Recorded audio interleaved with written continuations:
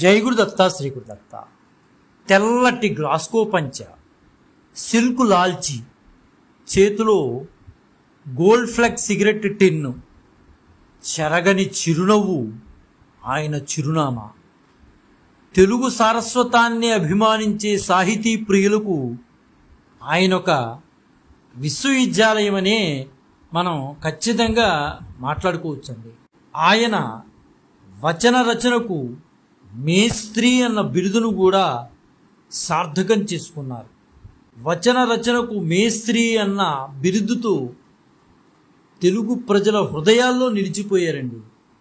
ఆయన వ్యక్తిత్వం సమున్నతమైనది. వసుదైక కుటుంబం అన్న మాటకి అసలు సిసలైన నిర్వచనంగా బతికిన విశ్వ మానవుడు ఆయన. ప్రతి మనిషిలోనూ, ప్రతి వస్తువులోనూ, ప్రతి భాషలోనూ ఆయన దైవాన్నే చూసేవారండి. అందరినీ అన్నిటినీ తనవారిగా తనవుగా భావించి ప్రేమగా చూసుకునేటటువంటి మహనీయుడు ఆయనండి. మనస్ఫూర్తిగా ఆయన్ని తలుచుకుంటే ఇప్పటికీ అనంతమైన ఆయన ప్రేమ మనం పరిపూర్ణంగా అనుభవించగలుగుతాం అనడంలో అణుమాత్రమైన అతిశయోక్తి లేదండి. ఇంతకీ ఎవరు ఆయన అనుకుంటున్నారా? ఆయనేనండి, మన మల్లాది రామకృష్ణ శాస్త్రి గారు. నేడు వారి జయంతి సందర్భంగా ఆ మహనీయుని గురించి కొన్ని మంచి మాటలు మనం మాట్లాడుకోవడానికి మనం ప్రయత్నం చేద్దాం. ఈరోజు ఇటువంటి మహానుభావుల గురించి మనం కనీసం కొంత సమయాన్ని వెచ్చించి వినలేకపోయినా, తెలుసుకోలేకపోయినా తెలుగు జాతి వైభవాన్ని మనమంతట మనమే పాడు చేసిన వాళ్ళం అవుతామండి. నేటికి ఒక చిత్రపటాన్ని చూసి ఇది మల్లాది రామకృష్ణ శాస్త్రి గారు గుర్తు పట్టలేకపోవడం మన దౌర్భాగ్యమని అంటానండి నేనవుతే. ఎందువల్లంటే మనం తెలుసుకోకుండా మన భావితరాల వారికి మనం అందించకపోతే ఒక జాతి వైభవాన్ని మనం కాలరాసేసిన వాళ్ళు అవుతామండి. ఖచ్చితంగా మనం తెలుసుకోవాలి, ఇలాంటి మహానుభావుల చరిత్రను మన భావితరాల వారికి అందించాలి. ఎందువల్లంటే ఇప్పుడు కనుక మనం అందించలేకపోయామా రాబోయే తరంలో అసలు ఇలాంటి మహానుభావుడు ఉన్నారా అన్న విషయం కూడా తెలియదు. అసలు ఆ వ్యక్తి చిత్రపటాన్ని చూసి ఈయన మల్లాది రామకృష్ణ శాస్త్రి గారే అని గుర్తుపట్టలేనటువంటి దౌర్భాగ్యమైన స్థితిలోకి రేపు సమాజంలో మనం వెళ్ళిపోతున్నాం. కాబట్టి ఖచ్చితంగా మన వారసత్వాన్ని, మన జాతీయ సంపదను, తెలుగు వైభవాన్ని కాపాడుకోవాలంటే ఇటువంటి మహానుభావుల యొక్క చరిత్రను ఖచ్చితంగా మనం తెలుసుకుని భావితరాల వారికి మనం అందించగలగాలండి. అచ్చులో తమ పేరు చూసుకోవాలని, వెండి తెర మీద తన పేరు కనిపించాలని కోరుకొని రచయిత ఉండరండి. సహజంగా అందరూ కూడా తమ పేరు కనిపించాలనే కోరుకుంటూ ఉంటారు. వారు ఏమి రాసినా నా పేరు కనిపిస్తే బాగుండు అని కోరుకుంటారు. అది సహజం, మనిషి సహజ లక్షణం. కానీ వాళ్ళకి వచ్చిన దానికన్నా ఎక్కువ ప్రచారం చేసుకునే వారికి భిన్నంగా తాను ఎంత పండితుడైనా, ఎన్నెన్నో కథలు అల్లినా, అద్భుతమైన పాటలు రాసినా తనదని చెప్పుకోవాలని తాపత్రయపడినటువంటి వ్యక్తి తన సాహిత్యంతో డబ్బు చేసుకోవాలని ఆయన కోరుకోలేదండి. ఎటువంటి ప్రయత్నం చేయలా. అటువంటి మహానుభావుడు మల్లాది రామకృష్ణ శాస్త్రి గారండి. మల్లాది రామకృష్ణ శాస్త్రి గారు 1905 సంవత్సరంలో జూన్ 17వ తేదీన, అయితే ఇక్కడ వివాదాంశం ఏంటంటే కొంతమంది జూన్ 16వ తేదీ జరుపుకుంటూ ఉంటారు, మరి కొంతమంది జూన్ 17వ తేదీ జరుపుకుంటూ ఉంటారు. ఏది ఏమైనా ఒక మహానుభావుడు జన్మించి 10 మందికి ఆయన ఒక బాట వేసినటువంటి వ్యక్తి, అంటే ఒక మంచి విధానంలో నడవండి అని మనకి మార్గం చూపినటువంటి ఒక గొప్ప వ్యక్తి. అటువంటి వ్యక్తిని ఈరోజు ఆ రోజున కాదండి, నిత్యము తలుచుకోవాల్సినటువంటి వ్యక్తులు వీరు. కాబట్టి ఇది 16, 17 అనే కాకుండా మనం ఏది ప్రాతిపదికగా తీసుకున్నా అటువంటి మహానుభావుడిని స్మరించుకోవడమే గొప్ప విశేషంగా మనం మాట్లాడుకోవాలి. 1905 జూన్ 17న మచిలీపట్నంలో పుట్టిన మల్లాది రామకృష్ణ శాస్త్రి గారు నిజంగా చెప్పాలంటే వారిది పండిత కుటుంబమేనండి. 25 ఏళ్ల వయసుకే చక్కని కథకుడిగా పేరు సంపాదించారండి వారు. చదువంతా ఆయనది బందర్లోనే జరిగింది. గొప్ప విశేషం ఏంటంటేనండి, ఆయన తెలుగు, ఇంగ్లీషు, సంస్కృత, ఆంధ్రాల్లో మద్రాసు విశ్వవిద్యాలయం నుండి MA పట్టాలు పొందినా ఆయన పొడక్షరాలు వేసుకునేవారు కాదు. ఆయనకి విద్యాభూషణ అని బిరుదు ఉన్న విషయం కూడా ఎవరికి తెలియదండి. ఆయన అలాంటివి ఇష్టపడేవారు కాదు. ఏమీ సాధారణమైన వ్యక్తిగా ఉండటానికి ఆయన ఇష్టపడేవారు. ఏదో డాక్టరేట్లు పెట్టుకుని ఇవి పెట్టుకుని అవి పెట్టుకుని హంగామాలు చేయడానికి ఆయన ఇష్టపడేవారు కాదు. 15 సంవత్సరాల వయసులో మల్లాది వారు ఒక కథ పంపితే అది చదివి ఆ కథ రాసిన వారు ఎవరో బాగా వయసున్నవారే ఉంటారని చాలామంది భావించారండి ఆ రోజుల్లో. అయితే ఆ పత్రిక ఏ పత్రిక పంపించారంటే ఆంధ్రపత్రిక సంపాదకులు అప్పటి కాశీనాథుని నాగేశ్వరరావు పంతులు గారు ఈ కథ రాసిన వారు చాలా వయసులో పెద్దవారు అయి ఉంటారు అని భావించారు. వారు ఆ కథ రాసింది 15 ఏళ్ల కుర్రాడని తెలుసుకుని పారితోషికం కూడా పంపించారండి. అంటే నాటి నుండి మల్లాది వారి కథలు కథానికలు ప్రచురించని పత్రికే లేదండి. మల్లాది రామకృష్ణ శాస్త్రి గారి కథలు వేసుకోవడం అంటే తమ పత్రిక హోదా పెంచుకోవడమనే భావంతో సంపాదకులు ఉండేవారు. హంసవింశతి, రాధిక, స్వాంతనం వంటి అముద్రిత కావ్యాలకు పీఠికలు వ్రాసి ముద్రణ జరిపించి వెలుగులోకి తీసుకొచ్చింది మల్లాది వారేనండి. ఇంకో విశేషం, దేశ విదేశీ భాషా సాహిత్యాల్లో సమగ్ర పరిచయం రామకృష్ణ శాస్త్రి గారి సొంతమనే మనం మాట్లాడుకోవచ్చండి. మల్లాది రామకృష్ణ శాస్త్రి గారికి రాని భాష అంటూ లేదండి. ఫ్రెంచ్, లాటిన్, ఉర్దూ, పర్షియన్ ఇలా దాదాపు 15-20 భాషల్లో ఆయనకి ప్రావీణ్యత మాత్రం ఉందండి. కనిపించిన పుస్తకం అలా చదవడం, తాను చదివిన పుస్తకాలను ఇతరులకి ఇచ్చి చదివించేవారు కూడా ఆయన. మల్లాది వారికి విజ్ఞానము పరిజ్ఞానం పంచడమే కానీ దాచుకునే అలవాటు అనేది మాత్రం లేదండి. ఆయన చదువుకున్న విషయాన్ని 10 మందికి పంచేవారు. చాలా అద్భుతంగా చెప్పేవారు. ఏ విషయాన్ని కూడా అందరికీ మనస్సుల్లో ఉండిపోయే విధంగా ఆయన ఎక్స్ప్లెనేషన్ కూడా అలాగే ఉండేదండి. ఆయన సాహిత్యంలో నిజంగా చెప్పుకోవాలంటే ఒక మహాసముద్రమే అనుకోవాలండి. అందులో నుండి ఎవరు ఎంతటి పాత్ర తెచ్చుకుంటే ఆ పాత్రను నింపుకుని వెళ్ళేవారండి. అంత మహానుభావుడండి ఆయన. ఎవరికి ఎటువంటి సందేహం కలిగినా మల్లాది రామకృష్ణ శాస్త్రి గారిని అడిగితే ఖచ్చితంగా సమాధానం వచ్చేస్తుంది ఆయన దగ్గర నుంచి అనుకునేవారు. ఎందులో అయినా సరే అంత మల్టీ టాలెంటెడ్ అంటారు చూసారండి, అటువంటి జ్ఞానండి ఆయన మల్లాది రామకృష్ణ శాస్త్రి గారు. ఎవరి ప్రశ్నలు విసుక్కున్న సందర్భం లేదండి. ఎంత చెత్త ప్రశ్న వేసినా దానికి సమాధానం చెప్పేవారు. ఇంకా మీకు ప్రశ్నలు ఏమైనా ఉంటే అడగండి, నేను చెప్తాను అనుకునేవారు. అంటే ఎప్పుడు వస్తుందండి అది? మీరు ప్రశ్నలు వేయండి, నేను సమాధానం చెబుతాను అనే ధైర్యం ఎప్పుడు వస్తుంది? ఆ సబ్జెక్ట్ మీద ఆయనకి కమాండింగ్ ఉన్నప్పుడు మాత్రమే వస్తుంది. అటువంటి మహానుభావుడు మల్లాది రామకృష్ణ శాస్త్రి గారండి. అది పద్యమైన లేక గద్యమైన, కథైనా కవితైనా, సినిమా పాటైనా, తెలుగు భాష సుగంధ పుష్పం యొక్క పరిమళం నలుదిశలా వ్యాపింపజేసినటువంటి కథామేస్త్రి ఖచ్చితంగా మన మల్లాది రామకృష్ణ శాస్త్రి గారేనండి. ఆయన చేసుకున్న పాపం వల్ల, మనం చేసుకున్న పుణ్యం వల్ల వారు తెలుగు రచయితగా పుట్టారండి. ఇటువంటి కవి మరి ఏ భాషలో ఉన్నా ఖచ్చితంగా అంతర్జాతీయ ఖ్యాతి పొందే ఉండేవారండి. ఆయన చేపట్టని సాహితీ ప్రక్రియ అనేది లేనే లేదండి. అన్నిట్లోనూ వారు సాహితీ ప్రక్రియను చేపడుతూనే ఉన్నారు. చాలా సినిమా పాటలు కూడా రాశారండి, కానీ కొన్ని మాత్రమే వీరు రాసినట్లుగా ప్రచారంలోకి వచ్చాయి. నిజానికి చెప్పాలంటే మన మల్లాది వారు సీనియర్ సముద్రాల వారికి గోస్ట్ రైటర్ అని అప్పట్లో అందరూ అనుకునేవారండి. మద్రాసులోని పానగల్ పార్కు చూసినప్పుడల్లా అందరికీ గుర్తొచ్చేది ఏంటంటే మొట్టమొదటి వ్యక్తి ఎవరయ్యా అంటే శ్రీ మల్లాది రామకృష్ణ శాస్త్రి గారేనండి. ఆ తర్వాత గుర్తుకొచ్చేది మన శ్రీశ్రీ గారు కూడా ఉన్నారనుకోండి. అయితే పానగల్ పార్కులోని సిమెంట్ బల్లపై కూర్చుని వేరుశనక్కాయలు అక్కడ తింటూ ఎవరు కూలీకి పిలుస్తారా అని ఎదురు చూసేటటువంటి మేస్త్రి ఎవరయ్యా అంటే మన మల్లాది రామకృష్ణ శాస్త్రి గారేనండి. ఎవరన్నా మాటలకు పిలుస్తారా, ఎవరన్నా పాటలకు పిలుస్తారా, చక్కటి సాహిత్యాన్ని అందించాలనే ఉద్దేశంతో ఆయన అలా ఎదురు చూసేవారండి. గోస్ట్ రైటర్గా ఆయన పనిచేసినా, సొంతగా మాటలు రాసినా ఒకే రకంగా రాసే సమదృష్టి కలిగినటువంటి రచయిత మన మల్లాది రామకృష్ణ శాస్త్రి గారేనండి. ఆయన పేరు ప్రఖ్యాతుల కోసం ఎప్పుడు కూడా పాకులాడలేదండి. నాకు పేరు రావాలి, ఇలా రావాలి, అలా రావాలని ఏనాడు కోరుకోలేదు ఆయన. తనకి ఇచ్చిన ప్రతి రూపాయికి వరహాల వంటి పాటలు రాసి ఈ కవిత సంపన్నుడికి తెలుగువారు ఎంతో రుణపడి ఉండాలండి. ఎంత అద్భుతంగా రాశారు. అది మాటలవచ్చు, పాటలవచ్చు. సంతకం అక్కర్లేని పాటలు నిజంగా వారివే అని మనం మాట్లాడుకోవచ్చండి. ఆయన వేసిన ముద్ర మన గుండెల్లో పదిలంగా ఎప్పటికీ ఉండిపోయిందండి.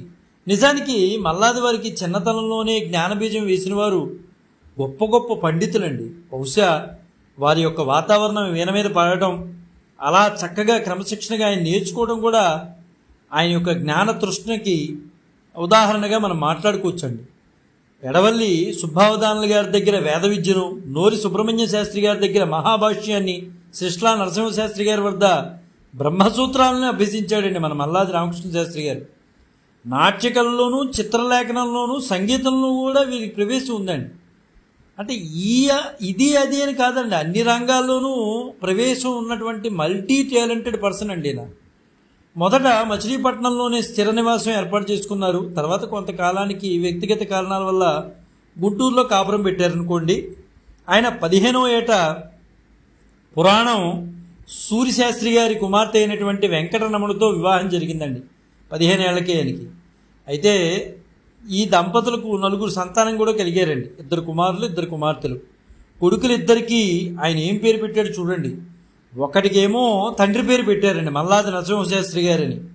ఇంకో ఆయనకి సూర్యశాస్త్రి గారని మామగారు పేరు పెట్టారండి. మల్లాది రామకృష్ణ శాస్త్రి గారు కొంతకాలం పాటు గుంటూరులోనే పాములపాటి వెంకట కృష్ణయ్య చౌదరి గారు నడిపేటటువంటి దేశాభిమాని పత్రికకు ఉపసంపాదకుడిగా పనిచేసేవారండి. ఆ రోజుల్లో ఎంతో కొంత డబ్బు ఉంటే పత్రికలు నడపడానికి, పత్రికలు బతికించడానికి ప్రయత్నం చేసేవారండి. అందువలన భాషాజ్ఞానం కూడా ఆ రోజుల్లో ఇప్పుడు 70-80 సంవత్సరాలు, 65 నుంచి 80 సంవత్సరాల మధ్యలో ఉన్నటువంటి మన పెద్దవారు ఎవరైతే ఉన్నారో వాళ్ళకి భాషాజ్ఞానం, అద్భుతమైన భాషాజ్ఞానం ఉంటుందండి. ఎందువలంటే ఆ రోజుల్లో వారు చాలా చిన్నపిల్లలు. ఆ జ్ఞానాన్ని వారు నేర్చుకున్నారు పెద్దల దగ్గర నుంచి. చిన్నతనం నుంచే వీరు రాసిన వ్యాసాలు, కథలు పలు పత్రికల్లోకి వచ్చేయండి. మల్లాది వారు రాసినవన్నీ కూడా. శాస్త్రి గారు రాసిన పలు నాటకాలు, నవళ్ళు వారికి చిరకీర్తిని ఆర్జించి పెట్టేయండి. నిజంగా చెప్పాలంటే గోదావరి తీరం గురించి శ్రీపాద సుబ్రహ్మణ్యం గారు రాసినటువంటి ది ఒక ఎత్తు అయితే, కృష్ణా తీరం గురించి అచ్చ తెలుగు నుడికారాన్ని పట్టం కట్టినటువంటి రచనగా తెలుగు సాహిత్య చరిత్రలో కృష్ణా తీరం అనేది చిరస్థాయిగా నిలిచిపోయేటటువంటి నవలాఖ్యాతిని గడించిందండి. ఇది ప్రతి ఒక్కరూ కూడా చదవలసినటువంటి నవల అనేది మనం మాట్లాడుకోవాలండి. ఎంత అద్భుతంగా ఉంటుందంటే కృష్ణా తీరం అనేది అంత అద్భుతంగా ఉంటుందండి. తెలుగు సినీ పరిశ్రమల్లో దిగ్దర్శకులైనటువంటి గూడవల్లి రామబ్రహ్మం గారు పల్నాటి యుద్ధం సినిమా రచనకు సంబంధించిన సలహాల కోసం మన మల్లాది రామకృష్ణ శాస్త్రి గారిని మద్రాసుకు ఆహ్వానించారండి. అలా ఆయన 1945 మార్చి 24న మద్రాసులో అడుగుపెట్టడం జరిగిందండి. ఈయన మద్రాసు ఎందుకు అడుగుపెట్టారంటే దీని గురించి అడుగుపెట్టారు. తర్వాత కాలంలో తెలుగు చలనచిత్ర సీమకు సరికొత్త పరమైన సొబగుల్ని, మాటల్ని, పాటల్ని పరిచయం చేసిన కొత్త వరవడికి నాంది పలికారు మన మల్లాది రామకృష్ణ శాస్త్రి గారండి. మద్రాసులో ఈయన చాలా కాలం పాటు మద్రాసులో ఉన్నారండి. ఆ మద్రాసులో ఉండటమే కాదు, ఆయన ఏ అవకాశం వచ్చినా దాన్ని ఉపయోగించుకునేవారండి. అయితే మద్రాసులో ఉన్నప్పుడు సముద్రాల రాఘవాచారి గారికి మల్లాది రామకృష్ణ శాస్త్రి గారికి చక్కటి సాన్నిహిత్యం ఉండేదండి. రామకృష్ణ శాస్త్రి గారు చాలా కాలం పాటు తెలుగు సినీ పరిశ్రమలో గోస్ట్ రైటర్గా ఉన్నారు. ఇది అందరికీ తెలిసిన విషయమే. 1952కు ముందు సినిమాల్లో చాలా వాటిలో వీరి పేరు ఉండేది కాదండి. అలా పేరు కావాలని కూడా ఆయన కోరుకోలేదండి. అదేంటో మహానుభావుడు. పలు సినీ ప్రముఖులు కూడా ఈ మాట చెప్పేవారండి. పూర్వకాలంలో వారు ఆయన రాసింది ఈయన రాశాడు మహానుభావుడు మల్లాది రామకృష్ణ శాస్త్రి గారు రాశారని చెప్పేవారు బయటకు వచ్చి. కానీ ఆయన పేరు పడాలి, పేరు ఉండాలి అని మాత్రం కోరుకునేవాడు కాదు. చిన్న కోడలు చిత్రంతో శాస్త్రి గారికి అజ్ఞాతవాసం వీడి తెర మీదకి వచ్చారనుకోండి, తన సొంత పేరుతో 39 చిత్రాల్లో 200కు పైగా పాటలు రాశారు. అయితే మద్రాసులోని పానగల్ పార్కులో ఓ చెట్టు కింద రాతి బల్ల మీద కూర్చుని సాయంత్రం వేళల్లో విద్వత్ సభలు నడిపేవాడండి మహానుభావుడైన.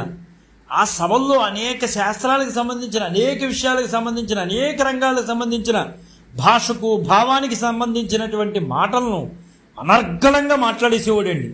అది భగవంతుని అనుగ్రహం, ఆ శారదాంబ అనుగ్రహం ఉంటే మాత్రమే వస్తుందండి. అనర్గళంగా మాట్లాడటం అనేది అది ఏదో చేస్తే రావండి, అది అమ్మవారి అనుగ్రహం ఉంటే కానీ రాదు.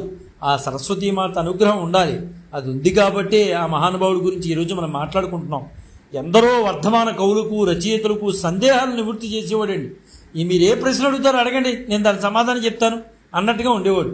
అది మాత్రమే కాక ఆ సమావేశాలకు హాజరైన వారిలో పానగల్ పార్కుకు వచ్చిన శాస్త్రి గారిని కలిసిన వారిలో కొంతమంది డబ్బులు లేక ఆకలిగా ఉన్నవారికి కూడా తన బ్యాగ్లో ఉన్న హోటల్ భోజనం టిక్కెట్లు కట్టలోంచి ఓ టిక్కెట్ని చింపి ఇచ్చేవాడండి, కడుపు నింపుకోమనేవాడు. వెన్నలాంటి కన్నతల్లి మనసు అండి అయింది. ఎవరైనా ఆకలితో బాధపడుతున్నారంటే మనస్సు కరిగిపోయేదండి ఆయనకి. వెంటనే ఆయన పర్సులో ఉన్న దాన్ని తీసి ఆ టిక్కెట్, భోజనం టిక్కెట్ తీసి ఆయన ఇచ్చేవాడు. ఆకలిగా ఉన్నారు అని తెలిసిందంటే మనసు కన్నతల్లి కొడుకుకి పెట్టలేకపోతే ఎంత బాధపడిపోతుందో అంత బాధపడిపోయేవాడండి రామకృష్ణ శాస్త్రి గారు. అందుకనే ఆయన గురించి ఈ రోజున మనం చెప్పుకు తీరాలండి. ఇటువంటి మహానుభావుల గురించి మనం చెప్పాలి. కేవలం ఇలా ఆకలితో ఉన్న వారికి కూడా కాదండి, అన్నం పెట్టించడం కోసం ఆయన తన చేతికి డబ్బు రాగానే పాండీ బజార్లో ఉన్న హోటల్కి వెళ్ళి ప్రత్యేకంగా భోజనం టిక్కెట్లు పుస్తకాన్ని కొనుక్కునేవారు. ఆయన బాగా ఎరిగిన వారు ఈ విషయాలు చెప్తూ ఉంటారండి. ఆ టిక్కెట్ల పుస్తకం తెచ్చుకుని కూర్చునేవాడు ఆయన పార్కులో. ఎవరన్నా ఆకలిగా వస్తే ఆకలి ఆకలి అంటే ఆ టిక్కెట్లు ఇచ్చేవాడు. అందరినీ తన వాళ్ళుగా భావించి ఆదరంగా చూసుకునేటటువంటి మంచి మనసున్నటువంటి మంచి మహారాజు మన మల్లాది రామకృష్ణ శాస్త్రి గారండి. రామకృష్ణ శాస్త్రి గారు దాదాపు 100కు పైగా భాషల్లో పండితులని ఆనాటి పెద్దలు చెప్తూ ఉండేవారండి. సినీ రచయిత, కవి అయినటువంటి ఆరుద్ర గారు మద్రాసులో మల్లాది రామకృష్ణ శాస్త్రి గారి ఇంటికి తరచూ వెళ్తూ ఉండేవారండి అనేక విషయాలు తెలుసుకోవడం కోసం. ఆయన ఆరుద్ర గారు ప్రతి విషయాన్ని కూడా ఈయన్ని మల్లాది రామకృష్ణ శాస్త్రి గారిని అడిగి తెలుసుకునేవారు. అంటే ఒక గురువుగా భావించేవారండి ఆరుద్ర గారు.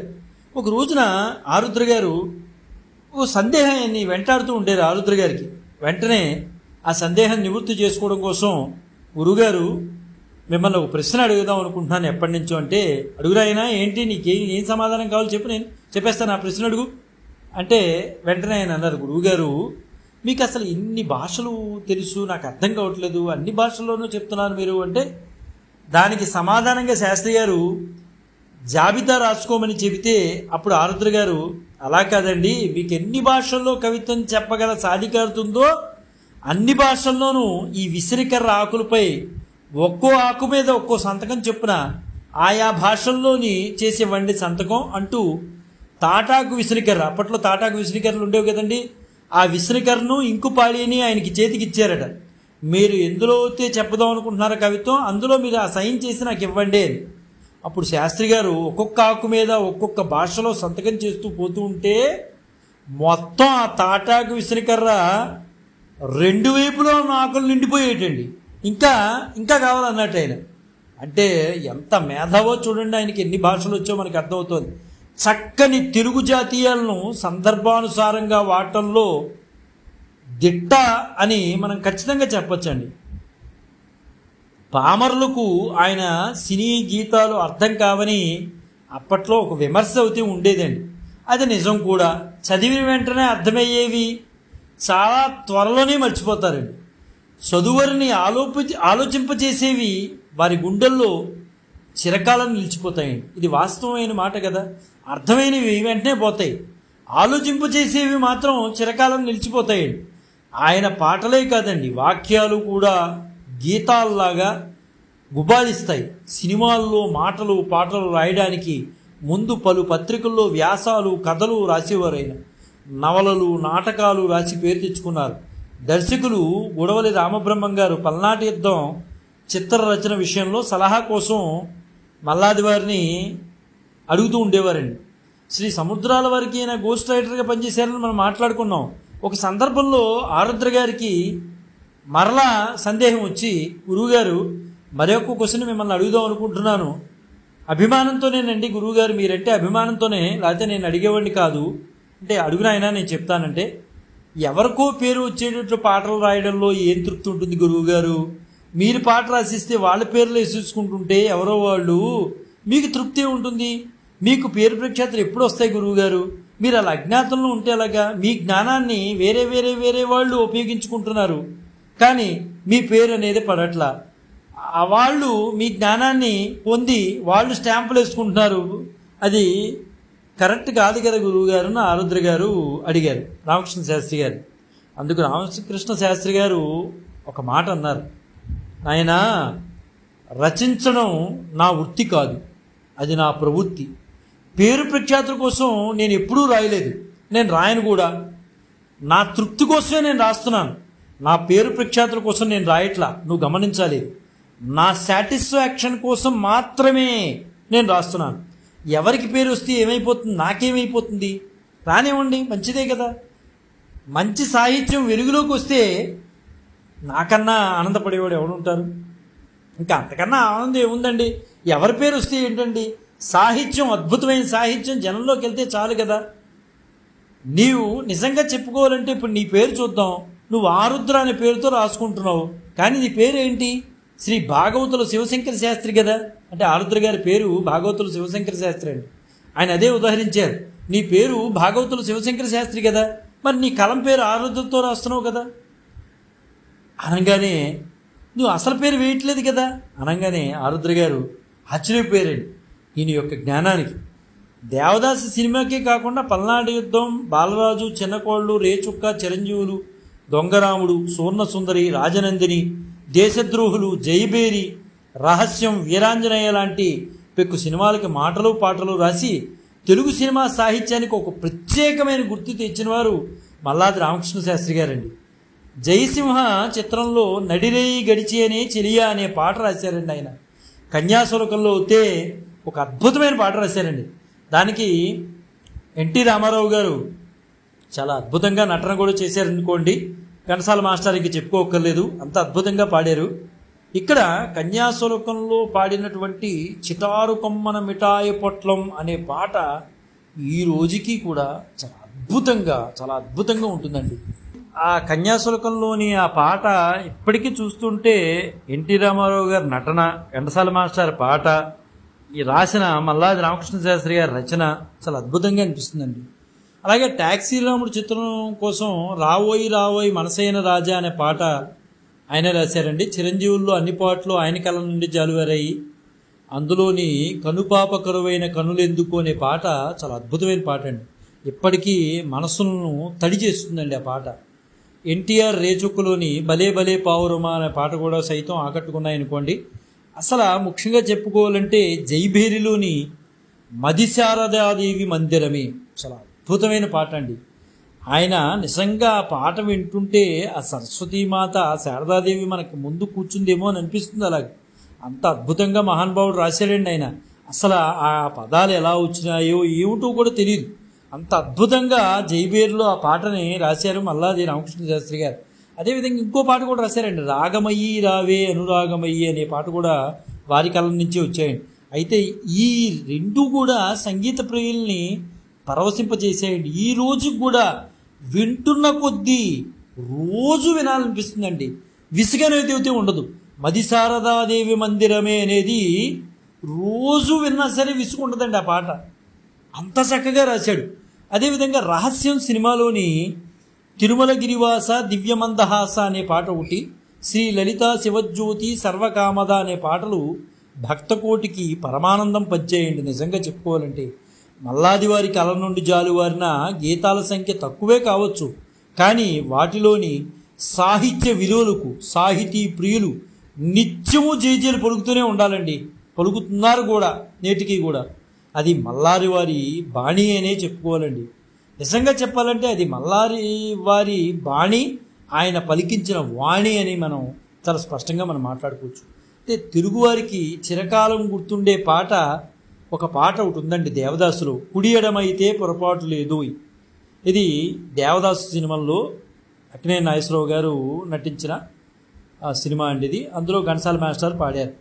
అయితే సముద్రాల వారు రాసినట్లు సినిమాలో ప్రకటించినప్పటికీ ఆ పాట అసలు రచయిత శ్రీ మల్లాది రామకృష్ణ శాస్త్రి గారన్న విషయం సినీ పండితులందరికీ కూడా తెలుసండి. తర్వాత చాలా కాలానికి ఆ నోట ఈ నోట అసలు సినీ రచయిత దీనికి ఈ పాటకి మల్లాది వారే అని అందరికీ తెలిసిపోయింది. అయితే ఆ పాటను గురించి అంతరార్థాన్ని మనం మాట్లాడుకుంటే వేదాంత భాషలో ఎంత గొప్పగా మనం మాట్లాడుకోవచ్చు అంటేనండి, తెలుగు భాషలో కుడి అంటే శరీరం అనే అర్థం కూడా ఉందండి. యోగము మరియు ధ్యానము అంటే పూర్తిగా అవగాహన ఉన్నవారికి ఆ కుడియే ఒక గుడి అన్న విషయం అర్థమవుతుంది. ఇదే మాటని దేవులపల్లి వారు కూడా అడుగడుగున గుడి ఉంది, అందరిలో గుడి ఉంది అనే పాట కూడా ఆయన రాశారండి. ఇక ఎడం అంటే దూరము అని అర్థం.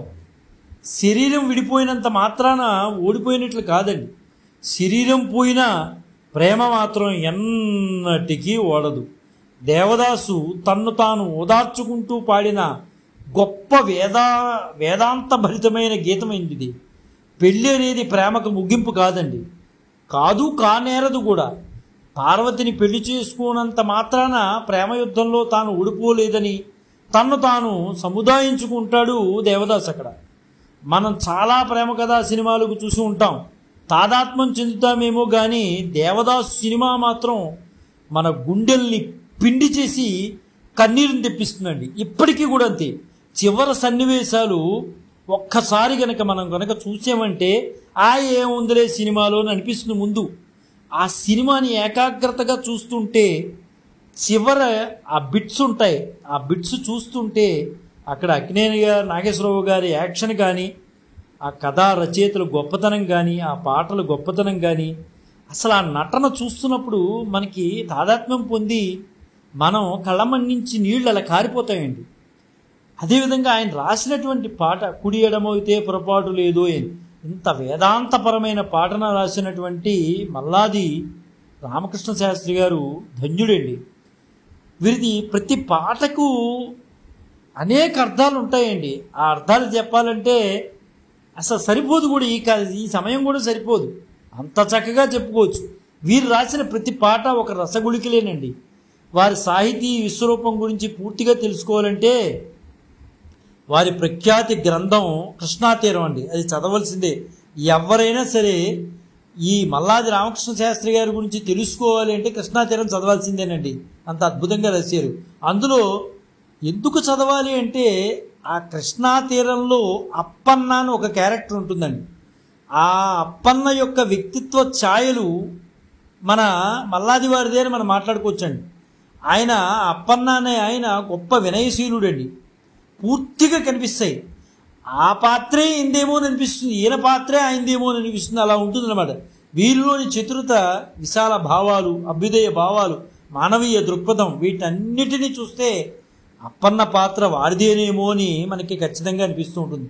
ఆ పాత్ర ద్వారా ఆయన భార్యాభర్తల సంబంధం, తల్లిదండ్రుల ఎడల బిడ్డల బాధ్యత, పిల్లల ఎడల మన బాధ్యత చాలా చక్కగా విశదీకరించారండి కృష్ణాతీరంలో. కులతత్వాన్ని పూర్తిగా వ్యతిరేకించారు. అలానే వారు వ్రాసిన తేజోమూర్తులు అనే గ్రంథం కూడా విశేషమైన పేరు ప్రఖ్యాతులు పొందాయండి. విమర్శకుల ప్రశంసలు కూడా పొందినటువంటి గొప్ప గ్రంథం తేజోమూర్తులండి.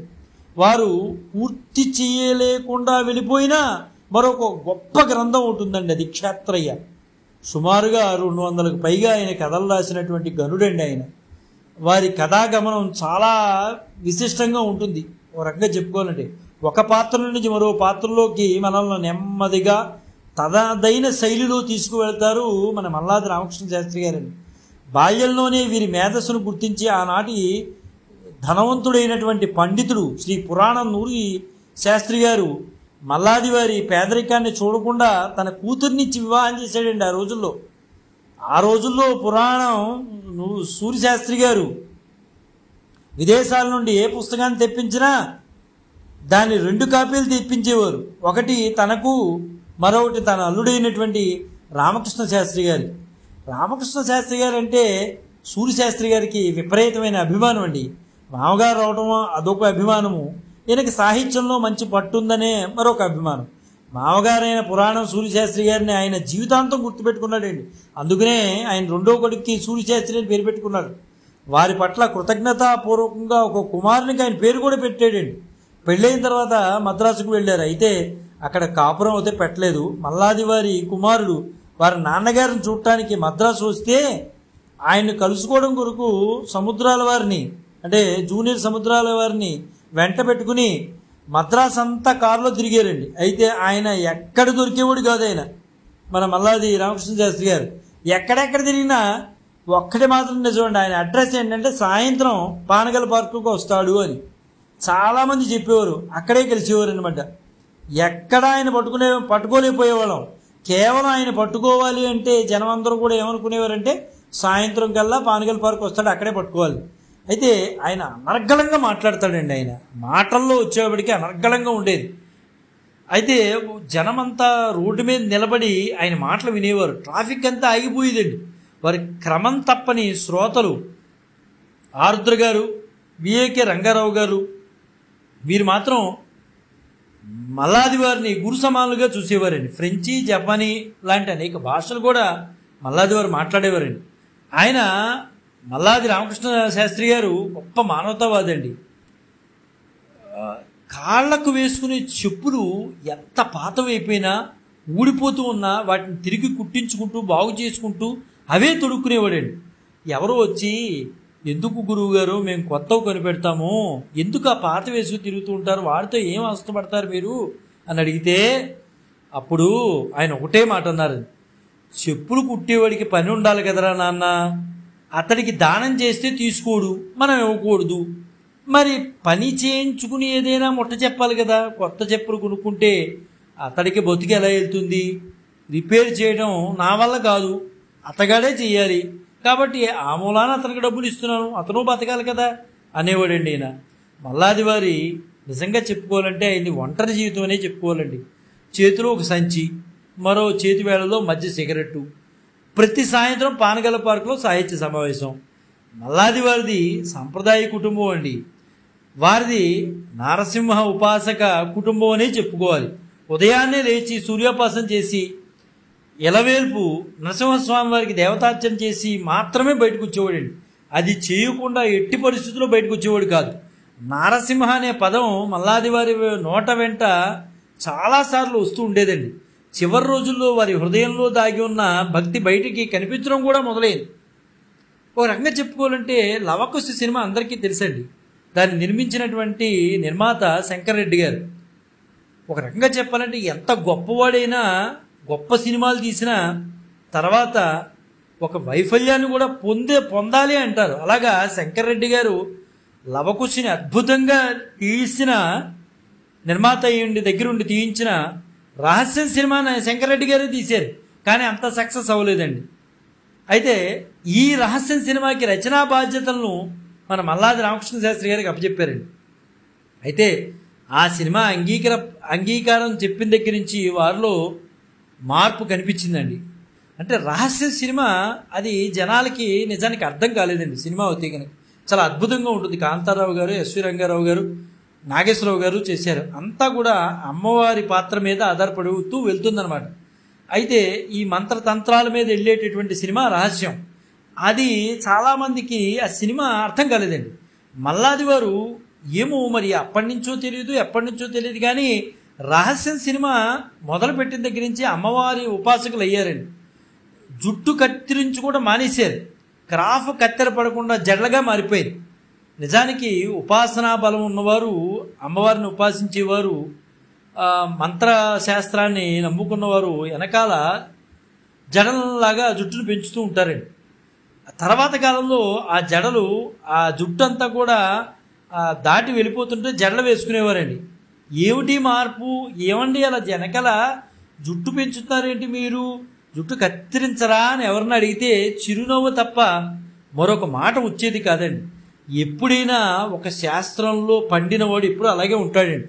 ఒక తంత్రశాస్త్రంలో వచ్చినవాడు నేను తంత్రం చేయగలను అని చెప్పకూడదండి. అంత అద్భుతంగా జీవితం గడిపాడు ఆయన. అన్ని శాస్త్రాల అవగాహన ఉన్నా ఏమీ తెలియనట్టే ఉండేవాడు. ఆ సమయంలో మల్లాది వారు మంత్రశాస్త్ర గ్రంథాలను ఆ రహస్యం సినిమా సమయంలో తిరగవేశారండి. అది గమనించినటువంటి సముద్రాల సీనియర్ గారు ఆయనలో అమ్మవారి ఉపాసన మొదలైందని అందరికీ మాట్లాడేవారు. ఆ సమయంలోనే రహస్యం చిత్రకథలకు వన్నెలు దిద్దడం మొదలుపెట్టారనుకోండి. తలలో ముడి, ఆ ముడి సినిమా ప్రారంభానికి పూలు పెట్టడం ఇలాంటివన్నీ చేసేవారు అనుకోండి. అలా ముడితోనే వచ్చేవారు ఆయన. ఉపాసన అంత సులభం అయితే కాదండి, కానీ అంత కష్టపడేవాడు ఆయన. మనసంతా లగ్నం చేయడం, ఇలా చేయడం వలన అక్కడ ఉపాసన చేసుకుంటూ వచ్చి ఇక్కడ సినిమా షూటింగ్లో పాల్గొనటం, ఇవన్నీ చేయడం వలన ఆయన కొంత ఆహార విషయంలో నియమాలు తప్పాడండి. దాంతో మల్లాది వారికి ఆరోగ్యం తీసిందనే చెప్పుకోవాలి. అప్పటికి ఆయన పనిచేస్తున్న రహస్యం, వీరాంజనేయ, పల్నాటి యుద్ధం సినిమాలు పూర్తిగా వచ్చేయండి. ఆ సమయంలోనే మల్లాది రామకృష్ణ శాస్త్రి గారు ఆసుపత్రిలో చేరాల్సిన పరిస్థితి ఏర్పడిందండి. ఆయన కోమాలోకి వెళ్ళిపోయారు. అభిమానులు చాలా ఆదుర్త పడ్డారండి. గురువు గారికి ఏమవుతుందని భయపడ్డారు కూడా. అయితే 2 రోజుల తర్వాత మల్లాది వారికి స్పృహ అనేది వచ్చిందండి. ముందుకొచ్చిన మృత్యువుతో మాట్లాడి వచ్చారా అని తోటి సాహితీవేత్తలు అందరూ కూడా ఆయన